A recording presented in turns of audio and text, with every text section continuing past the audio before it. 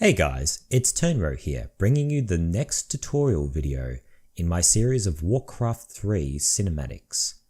And today's video we're going to cover trigger optimizations, which is another way of saying things we need to be aware of as a map maker to ensure that our cinematics run smoothly and don't cause any unnecessary problems for players.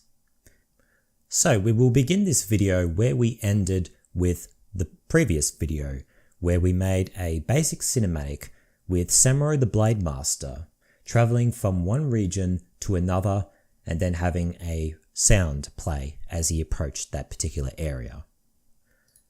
Now, because we only concentrated on the basics, there's several situations that we haven't accounted for as we've made this cinematic. And one situation is where we could have random enemy units just lying on the path where we plan to have the cinematic played.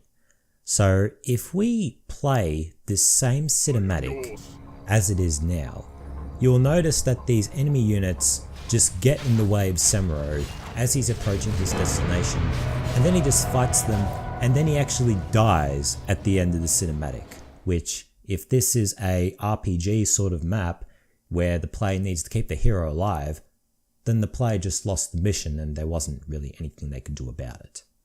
Now, this is only one example, but it's just to demonstrate that as we're making these cinematics, we need to keep in mind of the gameplay side of it. The general rule is, unless otherwise intentional, the cinematics that we play should have no effect on the actual gameplay.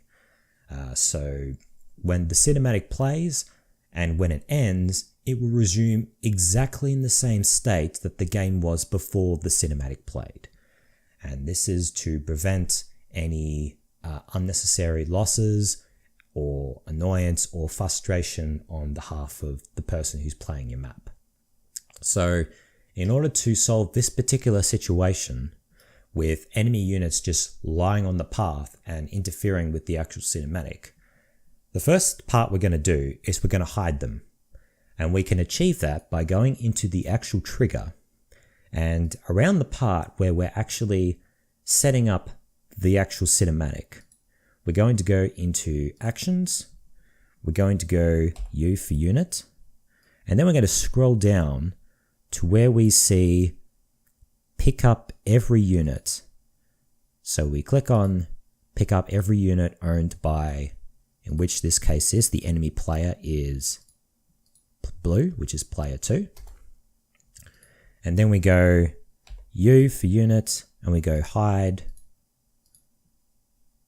picked unit. And we click OK. So this will instantly hide them. So they will no longer appear in the cinematic. Now, depending on how many players you have on your map, you will need to do this for any other player that could potentially interfere, including the player's own units. So we're going to repeat the same step by copying and pasting with Ctrl+C and then Ctrl+V. And then we're going to go units owned by player 1, which is the actual player. Now, if there is any specific units you need to use when you're actually hiding all players, you can easily correct that by just going into Actions, Units, and then just individually unhide units or units.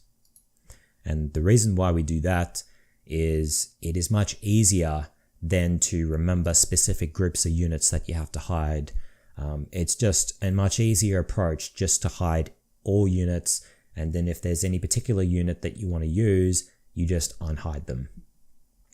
Now, hiding units in this scenario is the first step, but it will not be enough, because simply when you hide units in a cinematic, it just hides them. It doesn't prevent them from attacking or casting spells, which is also something that you don't want to have happen. So in addition to that, we need to pause units as well. Now, the good thing about pausing units in World Editor is that there is actually a simple command you can use, which is just to pause all units. And then if there's any specific units that you want unpaused, then you can go ahead and unpause them individually, such as what we need for Samuro. So we just go unpause, Samuro. There we go. Now, pausing units in itself also has an unintentional side effect, which is to do with buffs or debuffs on units. So let's say, for example, an enemy unit or one of your units has the debuff curse on them. When a unit is paused, that debuff timer is paused, and it will unpause once the unit is unpaused. So if curse has about 40 seconds remaining, then it will be exactly at that point once the unit is unpaused. This can have unintentional consequences or effects, such as with rejuvenation. So the unit is being healed with rejuvenation, and if they are paused, it means that they continue to be healed and they're healed indefinitely, which is something we don't want. There may be other scenarios, but the safest way of going about this is that at the beginning of the cinematic, we just remove all buffs from all units, from both the player's units and the enemy units.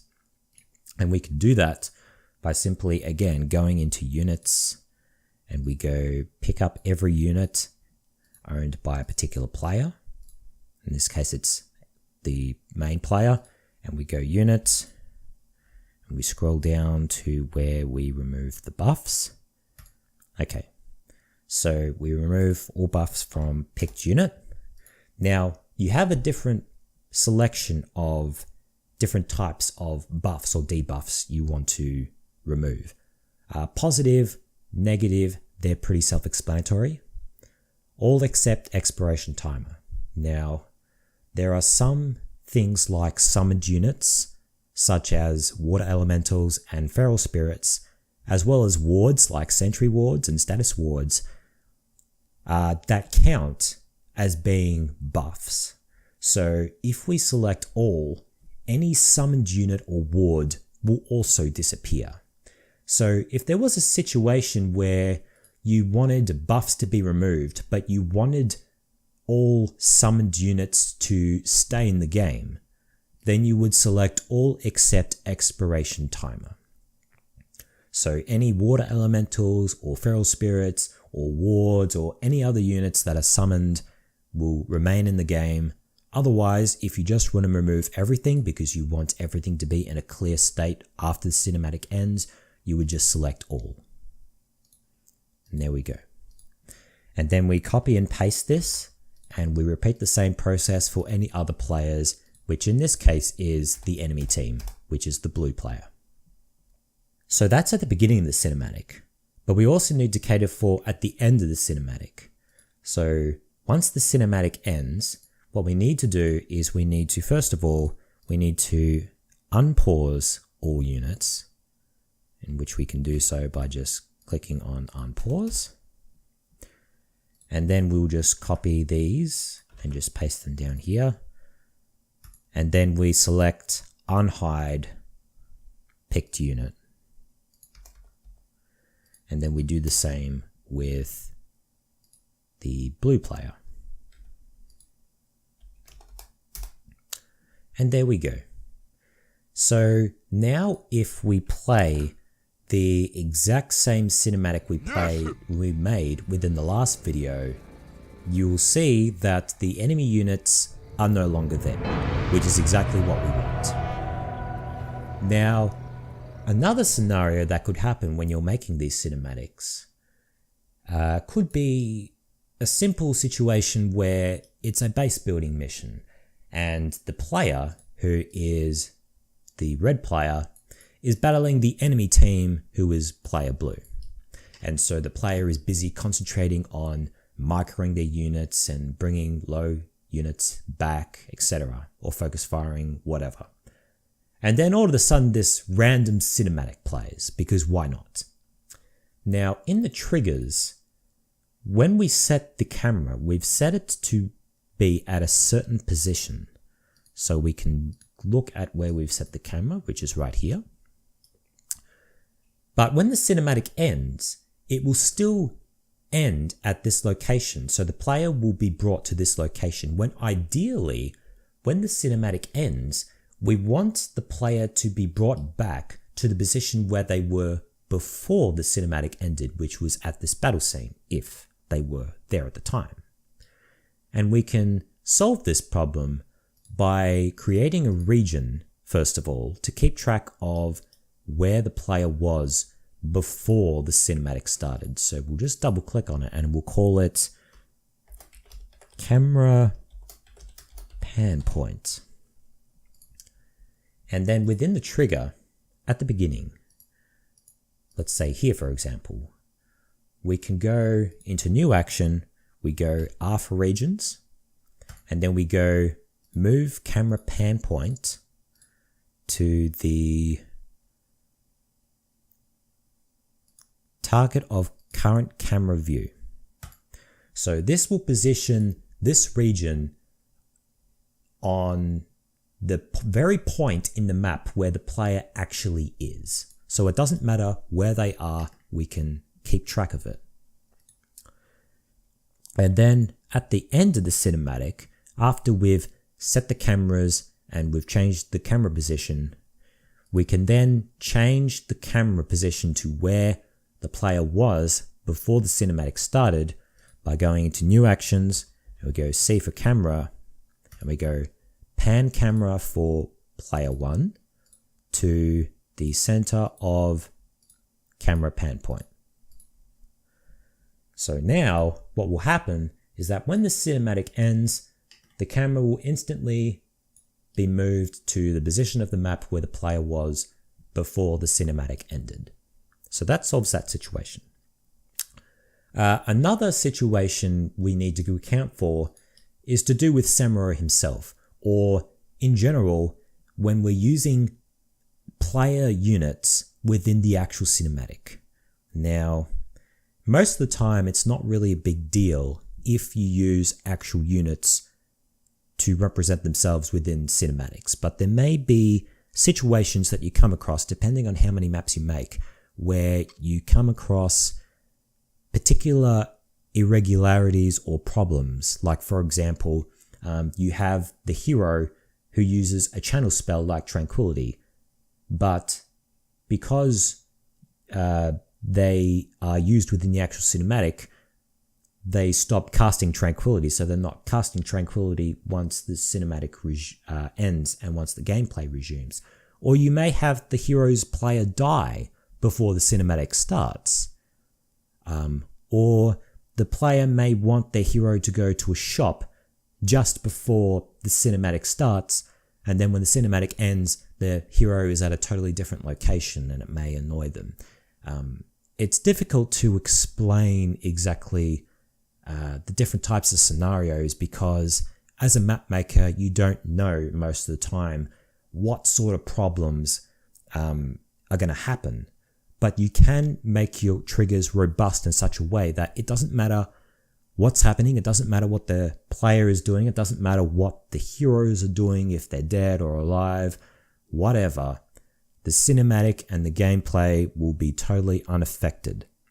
And so, in order to solve this particular scenario with using player units within actual cinematics, we're going to use a concept called dummy units. Now, dummy units are used for many things in Warcraft 3, but in this specific scenario, we are going to create a dummy unit of Samuro that looks like him and acts like him, but he only exists for the duration of the cinematic. So what we're going to do is we're going to create, first of all, a new variable. We're going to select the type to be a unit, and we're going to call it fake Samuro. We'll click on OK. Now, above the part where we actually use the player's hero, we're going to create the new hero. So we're going to go into unit, we're going to go create one Samuro. There he is, for player 1, at the center of where the samurai region is, which if we go over here, this is where it will be. And then the next action is we go set fake samurai to last created unit.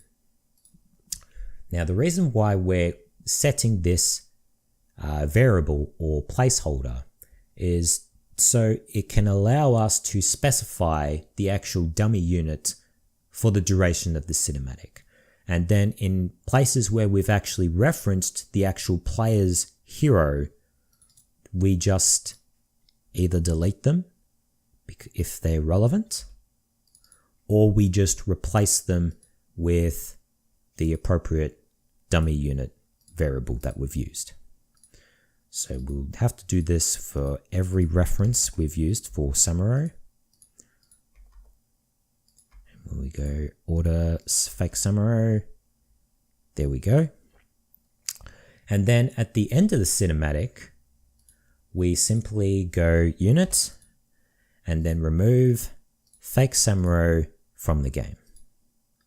And so what this does is that we create the dummy unit samurai at the beginning of the cinematic at the position where we want samurai to be.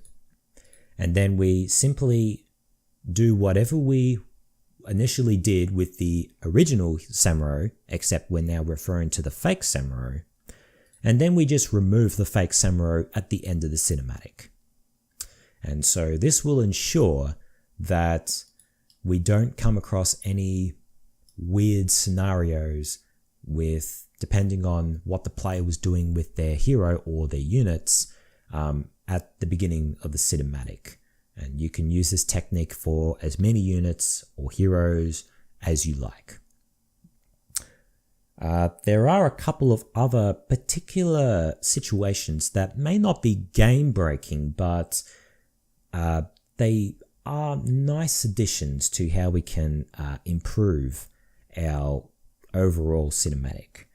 So one scenario is to do with unit selections. Now in Warcraft 3, every time you select on a unit, a green circle appears around them to symbolize that you've actually selected them, which is good from a gameplay perspective, but it doesn't have a place when it comes to a cinematic. So what we want is we want to ideally remove these circles so that they don't appear at all during the cinematic.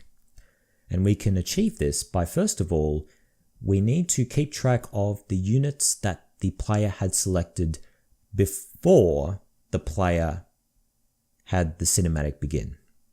So we go back to variables, we go create new variable, we select the variable type to be unit group, and we call this selection group. And then we click on OK. And then at the beginning of the cinematic, after cinematic mode has been turned on, so probably around here, we go new action, we go set variable, we set selection group to the unit selected by player 1. And then the next action we achieve is we go S for selection, and then we go clear the selection for player 1. So what we've done so far is we have stored within the map or the game the units that the player has currently selected before the cinematic began, and then using triggers we then force deselect the units that the player has selected. And then once the cinematic has ended, we can then reselect those units by go S for selection, and then we go select selection group for player 1. And that solves that particular problem. So from a gameplay perspective, nothing looks out of place. But during the cinematic, no units are selected by the player. Another particular scenario that, depending if you come across it or not, is to do with messages. So depending on how familiar you are with Warcraft 3, it's possible to display in-game chat messages using triggers by using the text message command. And you can type whatever you want, like this is a message sort of thing. Now, these messages have do not get affected whatsoever by cinematics. So if you have a message displayed before the cinematic plays, it will still show up as the cinematic is playing until it disappears, which may not be something you want. So if you don't want any unintentional messages to appear while the cinematic has started, then you can solve this by simply going into New Action, going to C for Camera, and then we go down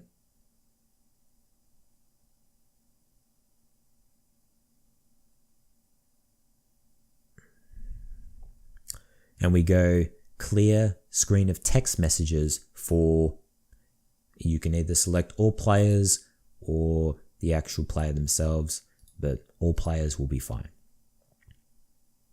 So that pretty much covers the main things we go through. So what we've achieved with this particular video is that, first of all, we've removed a situation where we have unnecessary heroes or units appear within the actual cinematic by hiding them and pausing them.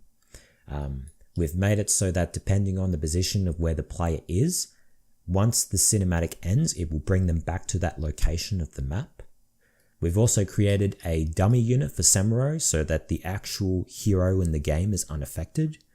And then we've catered for unit selection, not appearing in cinematics, as well as clearing text messages that appear before the cinematic begins. So we'll just go ahead and save that. And then we'll retest this cinematic. And you'll see that when we order Turnro to go into the region now, we will have the exact same cinematic play exactly how we intended it to be, just like in the previous video, only this time we don't have any unintentional problems. So the cinematic plays and then the cinematic resumes back to the state that the game was before the cinematic started. So after testing the cinematic, I found that there were actually a couple of mistakes that I made. So I'm making a cut here just to inform you all what they were. So the first one is to do with this center camera pan point region action. This should be moved up before the apply camera action. And the reason why that's the case is because we want to record the location of the map where the player was before we make any camera changes. So if we had this move apply camera action beforehand, then the camera will be set to this location, and then we set a action to center the camera pan point to where the camera currently is, which is here, which is not what we want. So ideally we should have it perform before we make any camera changes within the actual cinematic. The other mistake that I made was to do with the unit selections. So you'll notice the selection group for player 1 here. This won't work primarily because the player's units were hidden at that point, and it's not possible to select hidden units. So what needs to happen is that this selection group actually should happen after the unhide units to auto-correct the situation. And so that will end this particular tutorial video. I hope you guys enjoyed it and found it particularly useful. If you did, feel free to like this video and subscribe to my YouTube channel. And within the next upcoming tutorial videos, we will cover some specific ways that we can improve and enhance our cinematic to make it more interesting to watch for the player. But until then, I'll catch you guys next time. Bye now.